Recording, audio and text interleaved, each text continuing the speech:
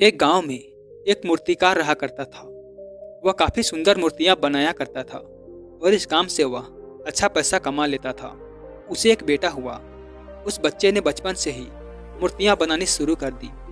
बेटा भी बहुत अच्छी मूर्तियां बनाया करता था और पिता अपने बेटे की कामयाबी पर खुश होता था। लेकिन हर बार बेटे की मूर्तियों में कोई ना कोई कमी निकाल दिया करता था।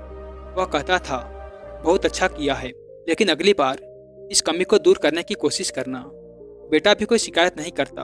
वो अपने पिता की सलाह पर अमल करते हुए अपनी मूर्तियों को और बेहतर करता रहा। इस तरह लगातार सुधार की वजह से बेटे की मूर्तियां पिता की मूर्तियों से भी अच्छी बनने लगी। और एक ऐसा टाइम भी आ गया कि लोग बेटे की मूर्तियों को बहुत पैसा देकर खरीदने लगे, जबकि पिता की मूर्तियां उसकी पहले वाली कीमत पर ही बिकती रही। पिता अभी बेटे की मूर्तियों में कमियां निकाल ही देता था, लेकिन बेटे को अभी अच्छा नहीं लगता था और वह बिना मन के उन कमियों को स्वीकार करता था, लेकिन फिर भी अपनी मूर्तियों में सुधार कर ही देता। फिर एक समय ऐसा भी आया कि जब बेटे के सब्र ने जवाब दे दिया। पिता जब कमियां निकाल रहा था तो बेटा बोला, आप तो ऐसे कहते रहते हैं कि आप जैसे बहुत बड़े मूर्तिकार हैं। अगर आपको इतनी ही समझ होती तो आपकी मूर्तियां कम कीमत में नहीं बिकती। मुझे नहीं लगता कि आपकी सलाह लेने की मुझे ज़रूरत है। मेरी मूर्तियां परफेक्ट है। जब पिता ने अपने बेटे से यह बात सुनी तो उसने बेटे को सलाह देना और उसकी मूर्तियों में कमियां निकालना बंद कर दिया। कुछ महीने तक तो वह लड़का खुश रहा, लेकिन फिर उसने नोटिस किया कि लोग अब उसकी मूर्तियों की उतनी तारीफ नहीं करते जितनी पहले किया करते थे, और उसकी मूर्तियों के दाम बढ़ना भी बंद हो गए। शुरू में तो बेटे को कुछ समझ नहीं आया, लेकिन फिर वो अपने पिता के पास गया और उसे उस समस्या के बारे में बताया।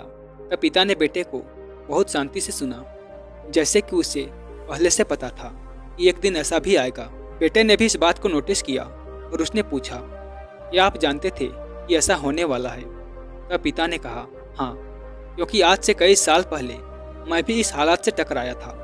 बेटे ने सवाल किया, तो फिर आपने मुझे समझाया क्यों नहीं? तब पिता ने जवाब दिया, क्योंकि तुम समझना नहीं चाहते थे। मैं जानता हूँ कि तुम्हारे जितनी अच्छी मूर्तियाँ मैं नहीं बनाता।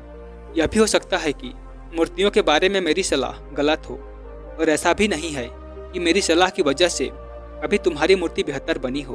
लेकिन जब मैं तुम्हारी मूर्तियों में कमियां देखता था तब तुम अपनी बनाई मूर्तियों से संतुष्ट नहीं होते थे।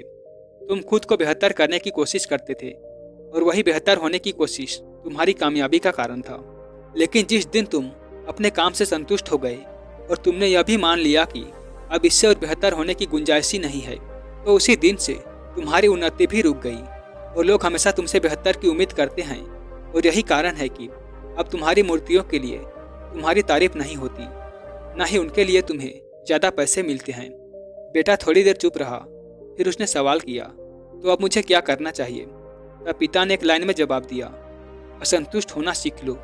मान लो कि तुम्हें हमेशा बेहतर होने की गुंजाइश बाकी है।